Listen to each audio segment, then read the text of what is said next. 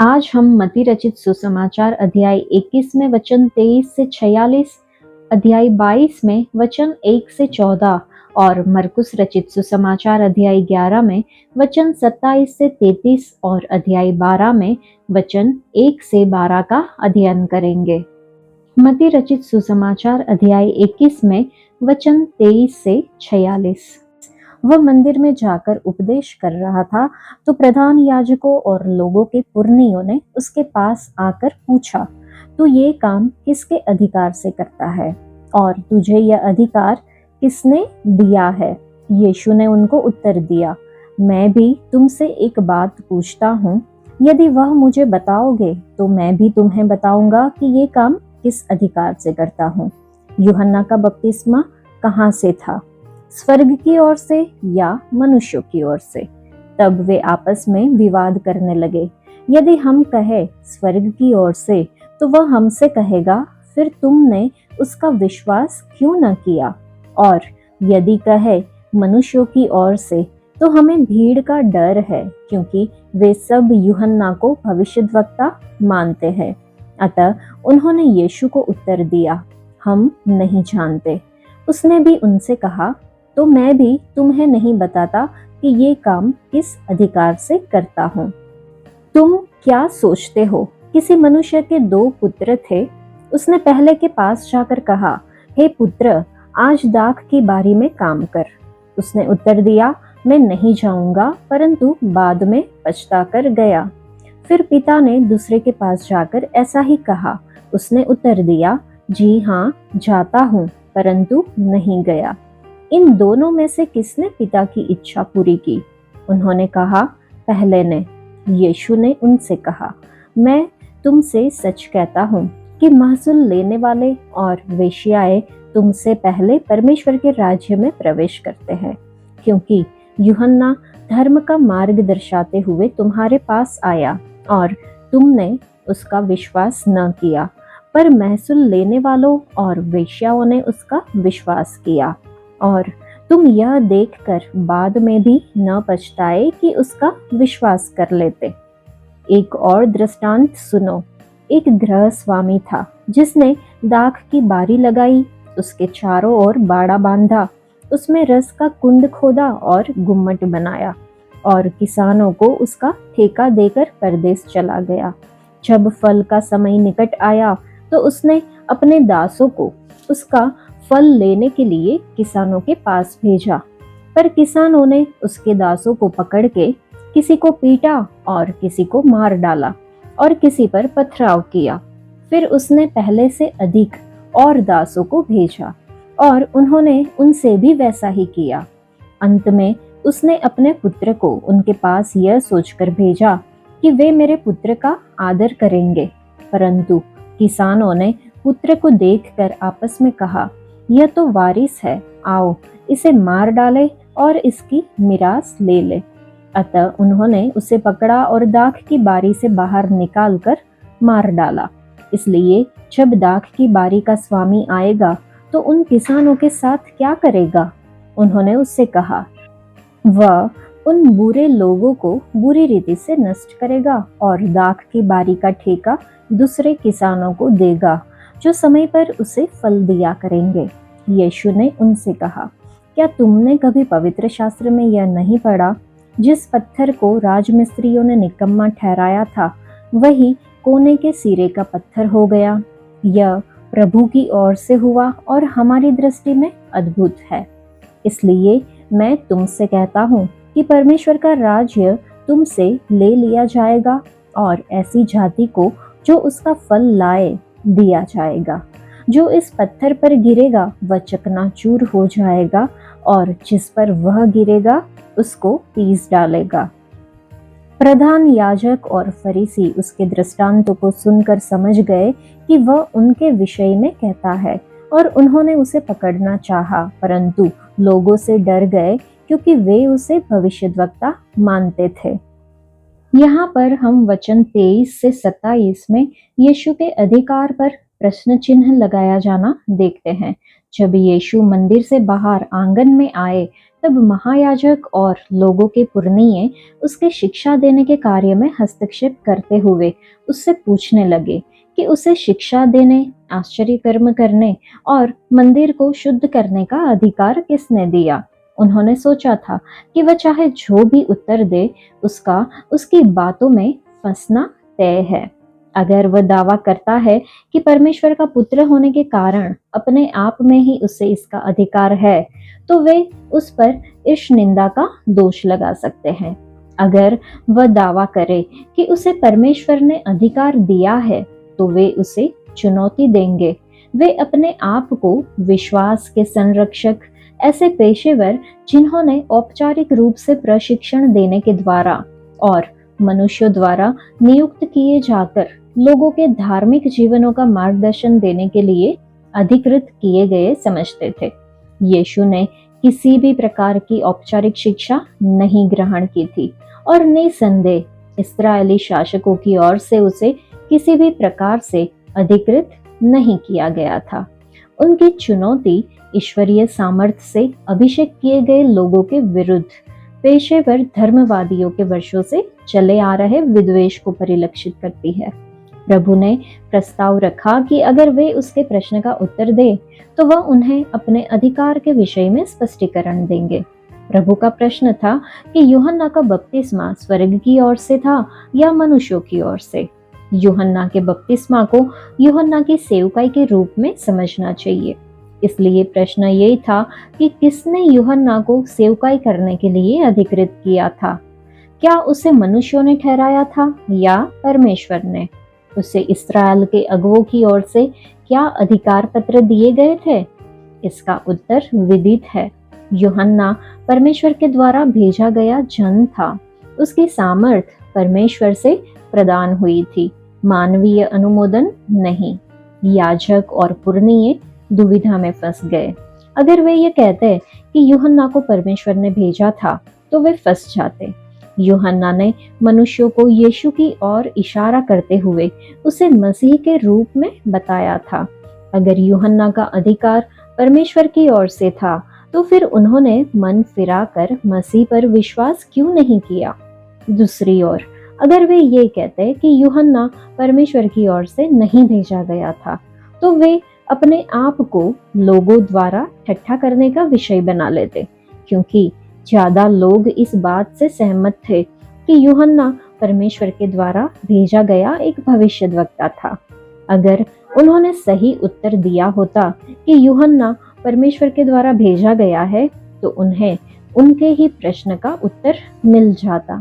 यीशु ही वह मसीह है जिसके आने का मार्ग यूहन्ना ने तैयार किया था, लेकिन उन्होंने सच्चाई का सामना करने से इनकार कर दिया और अपनी अज्ञानता की दोहाई देने लगे। वे यूहन्ना की सामर्थ का स्रोत नहीं बता सके।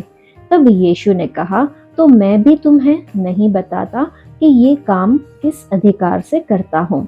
वह उन्हें ये क्यों बताए जो वे पहले से ही जानते हो, परंतु जिसे स्वीकार करने की इच्छा न रखते हो। बाद में 2 पुत्रों का दृष्टांत बताया गया। ये दृष्टांत महायाजकों और पुरनियों के लिए एक कड़ी फटकार थी, क्योंकि वे मन फिराकर विश्वास लाने के लिए दी गई यूहन्ना की बुलाहट के प्रति आज्ञाकारिता दिखाने में असफल रहे। ये किसी मनुष्य के संबंध में दृष्टांत है जिसने अपने 2 पुत्रों को दाख की बारी में जाकर काम करने को कहा। एक ने मना कर दिया, लेकिन बाद में उसका मन बदल गया और वह काम करने चला गया। दूसरा जाने के लिए तैयार हो गया, लेकिन वह नहीं गया। जब धार्मिक अगुवों से यह पूछा गया कि किस पुत्र ने पिता की इच्छा पूरी की, तो उन्होंने अनजाने में ही अपने आप को दोषी ठहराते हुए उत्तर दिया, पहले ने। प्रभु ने तब इस दृष्टांत का अर्थ बताया। महसूल लेने वाले और वेश्या पहले पुत्र के समान थे। उन्होंने यूहन्ना बपतिस्मा देने वाले की बात तुरंत मानने का कोई ढोंग नहीं किया, लेकिन अंततः उनमें से अनेक लोगों ने मन फिराया और यीशु पर विश्वास लाए। धार्मिक अगुवे दूसरे पुत्र के समान थे। वे मुंह से तो यूहन्ना बपतिस्मा देने वाले की शिक्षाओं को मानने का दावा करते थे, लेकिन उन्होंने कभी भी अपने पापों का अंगीकार करके उद्धारकर्ता पर विश्वास नहीं किया। इसलिए घोर पापी लोगों ने परमेश्वर के राज्य में प्रवेश कर लिया, जबकि आत्मसंतुष्ट धार्मिक अगुवे बाहर ही रहे। वर्तमान में भी ऐसा ही हो रहा है। अपने आप को पापी के रूप में स्वीकार करने वाले लोगों ने सुसमाचार को अपनी भक्ति की परत ओढ़े लोगों की तुलना में शीघ्रता से स्वीकार किया। यूहन्ना धर्म के मार्ग से तुम्हारे पास आया लिखा है। उसका मतलब है कि वह मन फिराव और विश्वास के माध्यम से मिलने वाली धार्मिकता की जरूरत का प्रचार करते हुए आया। आगे दुष्ट किसान का दृष्टांत है। अधिकार के बारे में किए गए प्रश्न का आगे उत्तर देते हुए यीशु ने एक गृहस्थ के बारे में एक दृष्टांत बताया, जिसने दाख की बारी लगाई और उसके चारों ओर बाड़ा बांधा और उसमें रस कुंड खोदा, एक गुम्मट बनाया और ठेके पर किसानों को दे दिया और दूर परदेश चला गया। जब फल का समय आया तो उसने अपना हिस्सा पाने के लिए अपने दासों को किसानों के पास भेजा, लेकिन किसानों ने किसी को पीटा, किसी को मार डाला और किसी को पत्थरवाह किया। जब उसने और दासों को भेजा तब भी उन्होंने उनके साथ भी ऐसा ही व्यवहार किया। तीसरी बार उसने अपने पुत्र को यह सोचकर भेजा कि वे उसका आदर करेंगे। वे यह अच्छी तरह से जानते थे कि पुत्र ही वारिस है, इसलिए उसे मार डाला, क्योंकि वे मिरास को हड़पना चाहते थे। इस समय प्रभु ने याजकों और पुरनियों से पूछा कि स्वामी उन किसानों के साथ क्या करेगा। उन्होंने उत्तर दिया, वह उन बुरे लोगों को बुरी रीति से नाश करेगा और दाख की बारी का ठेका और किसानों को देगा जो समय पर उसे फल दिया करेंगे। इस दृष्टांत की व्याख्या करना कठिन नहीं है। परमेश्वर को गृहस्थ के रूप में चित्रित किया गया है। इस्राएल दाख की बारी है। बाड़ा मूसा की व्यवस्था को कहा गया है, जो इस्राएल को अन्य जातियों से अलग प्रभु के लिए एक विशेष जाति के रूप में सुरक्षित बचाकर रखती थी। रसकुंड लाक्षणिक रूप से उस फल की ओर संकेत करता है जिसे इस्राएल द्वारा परमेश्वर के लिए उत्पन्न करना चाहिए था। गुम्मट यहोवा द्वारा सचेत होकर अपने लोगों की चिंता किए जाने को दर्शाता है। महायाजकों और शास्त्रियों को किसान के रूप में चित्रित किया गया है।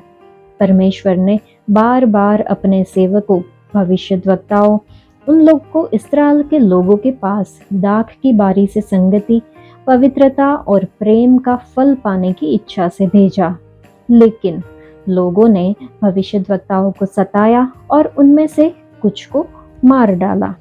अंत में परमेश्वर ने यह सोचकर अपने पुत्र को भेजा कि वे मेरे पुत्र का आदर करेंगे। महायाजकों और शास्त्रियों ने कहा, यह तो वारिस है, एक घातक स्वीकारोक्ति।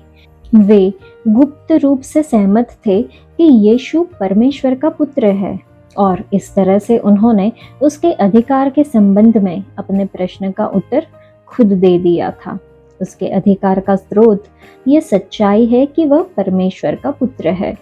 इस दृष्टांत में उन्हें यह कहते हुए उद्धृत किया गया है कि यह तो वारिस है, आओ उसे मार डाले और उसकी मिरास ले ले। वास्तविक जीवन में वे यह कहते थे, अगर हम उसे यूं ही छोड़ दे तो सब उस पर विश्वास ले आएंगे और रोमी आकर हमारी जगह और जाति दोनों पर अधिकार कर लेंगे। और इसलिए उन्होंने उसे ठुकरा दिया, उसे बाहर फेंक दिया और उसे क्रूस पर चढ़ा दिया। जब उद्धारकर्ता ने पूछा कि दाख की बारी का स्वामी अब क्या करेगा, तो उनके उत्तर ने उन्हें ही दोषी ठहरा दिया, जैसा कि वचन 42 और 43 में दर्शाया गया है। उसने भजन संहिता 118 से वचन 22 को याद किया कि जिस पत्थर को राजमिस्त्रियों ने निकम्मा ठहराया था, वही कोने के सिरे का पत्थर हो गया। यह प्रभु की ओर से हुआ और हमारे देखने में अद्भुत है।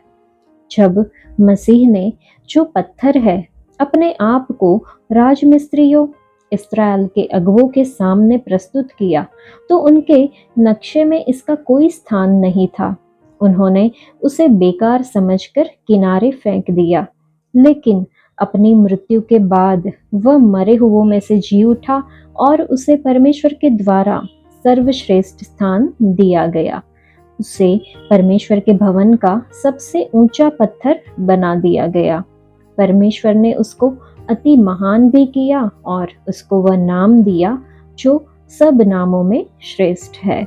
यीशु ने तब स्पष्ट रूप से ये घोषणा कर दी कि परमेश्वर का राज्य इस्राएल से ले लिया जाएगा और ऐसी जाति को जो उसका फल लाए दिया जाएगा। ऐसा ही हुआ। इस्राएल को परमेश्वर की चुनी हुई जाति के रूप में एक किनारे कर दिया गया है और उसकी निर्णय क्षमता अंधी कर दी गई है। मसीह का तिरस्कार करने वाली जाति को कठोर कर दिया गया। ये भविष्यवाणी कि परमेश्वर का राज्य एक ऐसी जाति को जो उसका फल लाए दिया जाएगा, उसको समझा जा सकता है कि कलीसिया जो विश्वास करने वाले यहूदियों और अन्य जातीय दोनों से मिलकर बनी है, पवित्र लोग, परमेश्वर की निज प्रजा, या फिर इस्राएल का विश्वासी झुंड जो उसके दूसरे आगमन के समय जीवित रहेगा, की ओर संकेत कर रहा है। छुटकारा प्राप्त इस्राएल परमेश्वर के लिए फल लाएगा। जो इस पत्थर पर गिरेगा वह चकनाचूर हो जाएगा और जिस पर वह गिरेगा उसको पीस डालेगा। इस वचन के प्रथम भाग में पत्थर जमीन पर है, दूसरे भाग में यह ऊपर से गिर रहा है। जब वह पहली बार आया तब यहूदी अगुवे ठोकर खाकर उस पर गिर पड़े और उनके टुकड़े टुकड़े हो गए। जब वह फिर से आएगा, स्वर्ग से जब यीशु आएंगे तो वह दंड लेकर नीचे आएंगे और अपने शत्रुओं को धूल के समान उड़ा देंगे और लिखा है कि पीस डालेंगे। महायाजक और फरीसी ये समझ गए कि इन दृष्टांतों को उसने उन्हीं को निशाने पर रखते हुए उसके अधिकार के विषय में पूछे गए प्रश्न के उत्तर में दिया है। वे उसे वहीं उसी समय घात कर देना चाहते थे, लेकिन वे लोगों से डर गए जो अब भी यीशु को भविष्यद्वक्ता जानते थे। अध्याय 22 में वचन 1 से 14। यीशु फिर उनसे दृष्टांतों में कहने लगा, स्वर्ग का राज्य उस राजा के समान है जिसने अपने पुत्र का विवाह किया और उसने अपने दासों को भेजा कि निमंत्रित लोगों को विवाह के भोज में बुलाए, परंतु उन्होंने आना न चाहा। फिर उसने और दासों को यह कहकर भेजा, निमंत्रित लोगों से कहो, देखो मैं भोज तैयार कर चुका हूँ, मेरे बैल और पले हुए पशु मारे गए हैं और सब कुछ तैयार है, विवाह के भोज में आओ। परंतु वे उपेक्षा करके चल दिए, कोई अपने खेत को, कोई अपने व्यापार को। अन्य लोगों ने जो बच रहे थे उसके दासों को पकड़कर उनका अनादर किया और मार डाला। तब राजा को क्रोध आया और उसने अपनी सेना भेजकर उन हत्यारों का नाश किया और उनके नगर को फूंक दिया। तब उसने अपने दासों से कहा, विवाह का भोज तो तैयार है, परंतु निमंत्रित लोग योग्य नहीं ठहरे। इसलिए चौराहों पर जाओ और जितने लोग तुम्हें मिले सबको विवाह के भोज में बुला लाओ। अतः उन दासों ने सड़कों पर जाकर क्या बुरे क्या भले जितने मिले सबको इकट्ठा किया और विवाह का घर अतिथियों से भर गया। जब राजा अतिथियों को देखने भीतर आया तो उसने वहां एक मनुष्य को देखा जो विवाह का वस्त्र नहीं पहने था। उसने उससे पूछा, हे मित्र, तू विवाह का वस्त्र पहने बिना यहाँ क्यों आ गया? उसका मुंह बंद हो गया। तब राजा ने सेवकों से कहा, इसके हाथ पांव बांधकर उसे बाहर अंधियारे में डाल दो, वहां रोना और दांत पीसना होगा, क्योंकि बुलाए हुए तो बहुत है परंतु चुने हुए थोड़े हैं। इन वचनों में हम विवाह के भोज का दृष्टांत देखते हैं। यीशु ने अब भी महायाजकों और फरीसियों का पीछा नहीं छोड़ा था। विवाह के भोज के दृष्टांत में एक बार फिर से उसने चुने हुए इस्राएल को किनारे हटाकर तुच्छ जाने वाले अन्य जातियों को अतिथियों के रूप में मेज पर बैठे चित्रित किया है। उसने स्वर्ग के राज्य को उस राजा के समान बताया है जिसने अपने पुत्र के विवाह के भोज का आयोजन किया। निमंत्रण 2 चरणों में भेजे गए।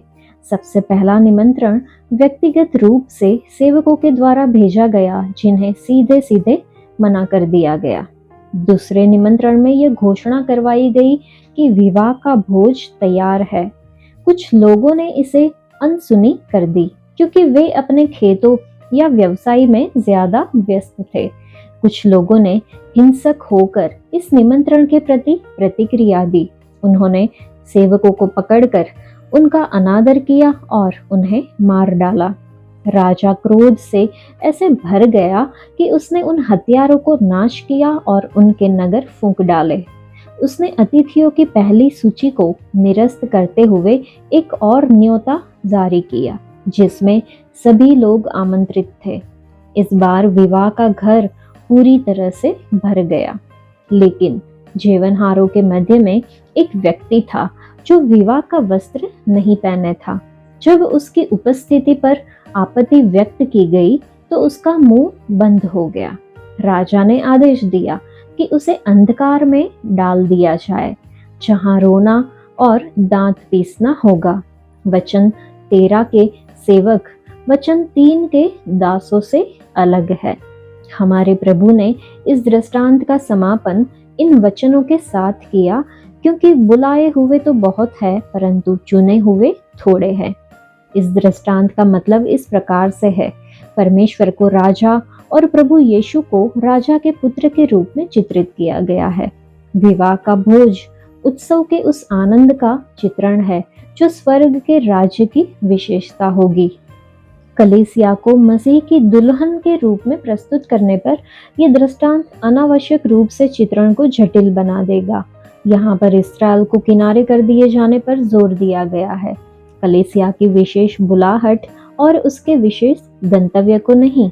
निमंत्रण का पहला चरण यूहन्ना बपतिस्मा देने वाले और 12 चेलों को चित्रित करता है, जिन्होंने अनुग्रह में इस्राएल को विवाह के भोज का निमंत्रण दिया। लेकिन इस्राएली जाति ने इस निमंत्रण को अस्वीकार कर दिया। उन्होंने आना न चाहा। अभिव्यक्ति का चरम क्रूसीकरण में अभिनीत किया गया। निमंत्रण का दूसरा चरण प्रेरितों के काम की पुस्तक में यहूदियों को सुसमाचार सुनाए जाने की ओर संकेत करता है। कुछ लोगों ने इस संदेश की अवहेलना की। कुछ ने संदेश वाहकों के साथ हिंसक व्यवहार किया। अधिकांश प्रेरित शहीद हो गए। राजा का क्रोधित होना स्वाभाविक था। उसने उसकी सेना भेजी, मतलब तीतुस और उसकी रोमी सेना को भेजा कि यरूशलेम और उसके अधिकांश लोगों को नाश कर दे। ये सेना इस अर्थ में उसकी सेना थी कि उसने इस सेना का उपयोग इस्राएल को नाश करने के माध्यम के रूप में किया। आधिकारिक रूप से भी यह उसी की सेना थी, यद्यपि वे व्यक्तिगत रूप से इस बात को नहीं जानते थे। अब इस्राएल जाति को एक किनारे कर दिया गया है और सुसमाचार बाहर अच्छे और बुरे अन्य जातियों तक पहुंचता है। लेकिन हर एक आने वाले व्यक्ति की वास्तविकता को परखा जाता है। जो व्यक्ति विवाह के वस्त्र पहने बिना आया था, वह एक ऐसे व्यक्ति को दर्शाता है जो दावा करता है कि वह राज्य के लिए तैयार है, लेकिन उसे प्रभु यीशु में धार्मिकता का वस्त्र कभी नहीं पहनाया गया था। वास्तव में विवाह का वस्त्र न पहने हुए व्यक्ति के लिए कोई छूट नहीं होती थी। जैसा कि एक लेखक जिनका नाम रायरी है, वो लिखते हैं कि उन दिनों में ये परंपरा थी कि अगर अतिथियों के पास वस्त्र न हो तो उन्हें वस्त्र उपलब्ध कराए जाते थे। यहाँ पे हम देखते हैं कि इस व्यक्ति ने इस प्रबंध का लाभ नहीं लिया। यीशु के बिना स्वर्ग के राज्य में एक व्यक्ति कैसे प्रवेश कर सकता है? इसके उत्तर में यीशु के बिना व्यक्ति का मुंह बंद हो जाता है। उसका स्थान बाहर अंधकार में है, जहां रोना और दांतों का पीसना है। विलाप का अर्थ नरक का क्लेश है। कुछ लोगों का मानना है कि दांतों का पीसना परमेश्वर के विरुद्ध लगातार बैर और विद्रोह करने को दर्शाता है। अगर ऐसा है तो यह धारणा गलत सिद्ध होती है कि नरक की आग में शुद्ध करने वाला प्रभाव है। वचन 14 में पूरे दृष्टांत की ओर संकेत किया गया है, सिर्फ उस व्यक्ति की ओर नहीं जिसने विवाह का वस्त्र नहीं पहना था। बुलाए हुए तो बहुत है, मतलब सुसमाचार का निमंत्रण सब लोगों के पास जाता है, लेकिन चुने हुए थोड़े हैं। कुछ लोग निमंत्रण को अस्वीकार कर देते हैं और यहाँ तक कि उनमें से कुछ जो इसके प्रति अनुकूल प्रत्युत्तर देते हैं, झूठे दावा करने वालों के रूप में सामने लाए जाते हैं। वे सभी जो सुसमाचार का ठीक प्रत्युत्तर देते हैं वे चुने हुए हैं। एक व्यक्ति चुना हुआ है या नहीं, यह जानने का एक ही तरीका है, वह यह है कि प्रभु यीशु के साथ क्या करता है। हम भी जब सुसमाचार सुनाते हैं, बहुत लोगों को यीशु के बारे में बताते हैं, लेकिन यीशु को कोई अगर स्वीकार नहीं करता है तो हमें निराश होने की जरूरत नहीं है। हमारा काम है वचन का बीज बोना। परमेश्वर का काम है उसे फलवंत किस समय पे और किस तरह से करना। हमारा काम हमें पूरा करना है और निराश नहीं होना है। हमें यह भी याद रखना है कि बुलाए हुए तो बहुत है, लेकिन चुने हुए कम है। मरकुस रचित सुसमाचार अध्याय 11 में वचन 27 से 33। वे फिर यरूशलेम में आए और जब वह मंदिर में टहल रहा था तो प्रधान याजक और शास्त्री और पुरनिये उसके पास आकर पूछने लगे, तू ये काम किस अधिकार से करता है और यह अधिकार तुझे किसने दिया है कि तू ये काम करे? यीशु ने उनसे कहा, मैं भी तुमसे एक बात पूछता हूँ, मुझे उत्तर दो तो मैं तुम्हें बताऊंगा कि ये काम किस अधिकार से करता हूँ। यूहन्ना का बपतिस्मा क्या स्वर्ग की ओर से था या मनुष्यों की ओर से था? मुझे उत्तर दो। तब वे आपस में विवाद करने लगे कि यदि हम कहें स्वर्ग की ओर से तो वह कहेगा, फिर तुमने उसकी प्रतीति क्यों नहीं की? और यदि हम कहें मनुष्यों की ओर से तो लोगों का डर है, क्योंकि सब जानते हैं कि यूहन्ना सचमुच भविष्यद्वक्ता था। अतः उन्होंने यीशु को उत्तर दिया, हम नहीं जानते। यीशु ने उनसे कहा, मैं भी तुमको नहीं बताता कि ये काम किस अधिकार से करता हूँ। इन वचनों में हम यही चीज देखते हैं कि यीशु के अधिकार पर प्रश्न उठाया गया, लेकिन हमें ध्यान देना चाहिए कि यीशु ने किस प्रकार से उन्हें उत्तर दिया। आखिर में हमने पढ़ा कि मैं भी तुमको नहीं बताता कि ये काम किस अधिकार से करता हूँ। इसके पहले उन्होंने यीशु को उत्तर दिया था कि हम नहीं जानते। उनके उत्तर के हिसाब से यीशु ने यही नहीं कहा कि मैं भी नहीं जानता, क्योंकि वो एक मनुष्य थे और साथ में परमेश्वर भी थे।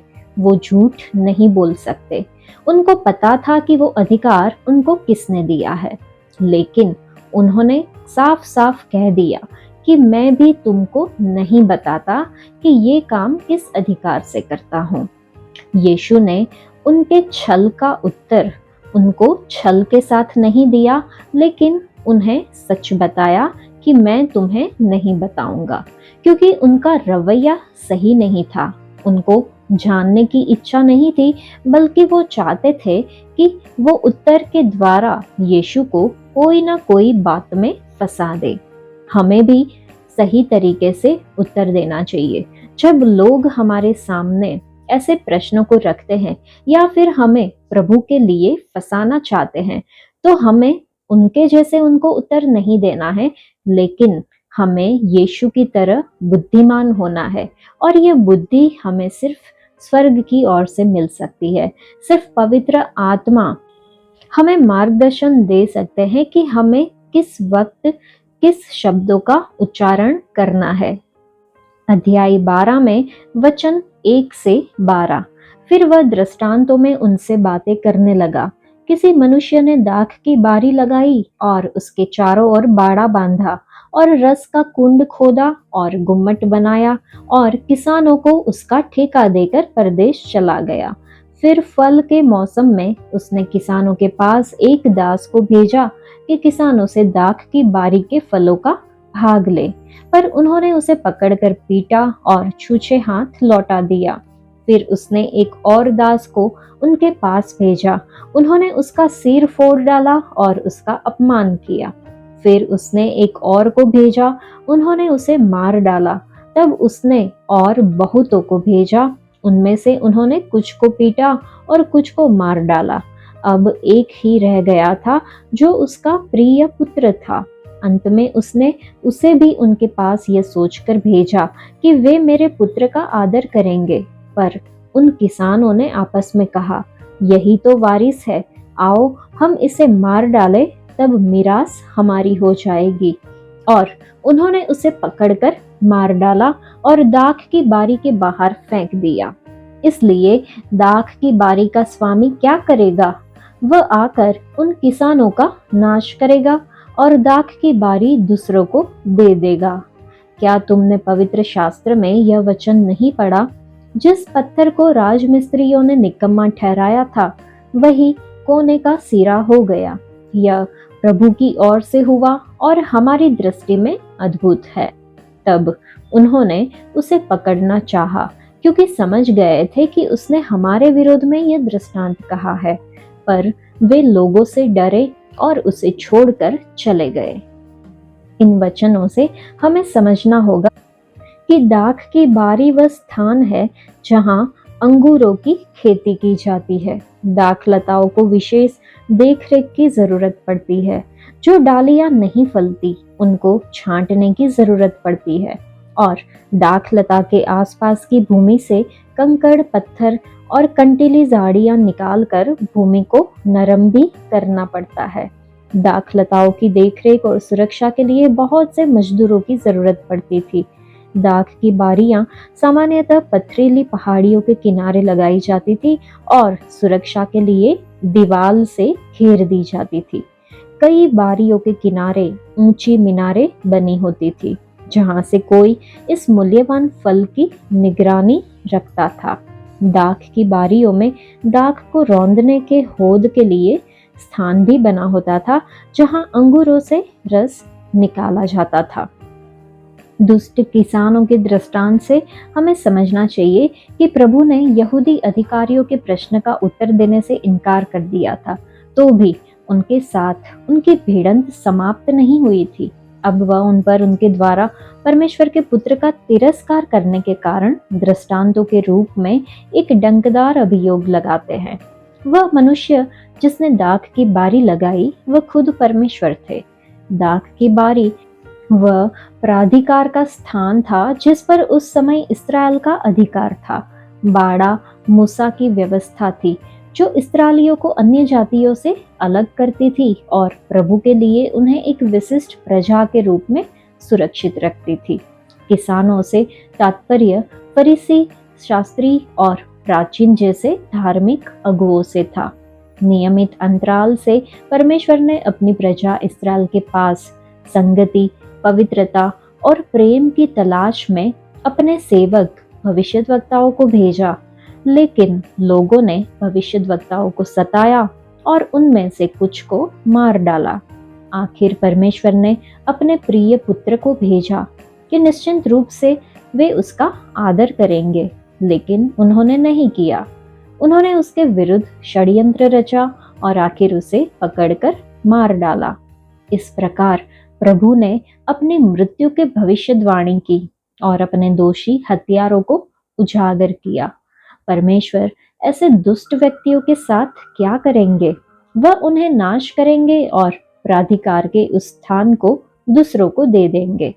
यहाँ संभवतः दूसरों से तात्पर्य अन्य जातियों से या फिर अंतिम दिनों में मन फिराए बचे हुए इस्राएलियों से है। ये सब पुराना नियम पवित्र शास्त्र की पूर्णता में था। उदाहरण के लिए भजन संहिता 118 से इस बात की भविष्यवाणी थी कि यहूदी अगुओं द्वारा उनकी भवन योजनाओं में मसीह को निकम्मा ठहराया जाएगा। उनके पास इस पत्थर के लिए कोई स्थान नहीं होगा, लेकिन अपनी मृत्यु के बाद वह मृतकों से जिलाए जाएंगे और परमेश्वर के द्वारा उन्हें सर्वोच्च स्थान दिया जाएगा। उसे परमेश्वर के भवन में कोने का सिरा बनाया जाएगा। यहूदी अगुओं ने बात समझ ली। वे विश्वास करते थे कि भजन 118 मसीह के विषय बातें करता है। अब उन्होंने सुना कि प्रभु यीशु उसे अपने लिए लागू कर रहे थे। उन्होंने उसे पकड़ना चाहा, लेकिन प्रभु का समय नहीं आया था।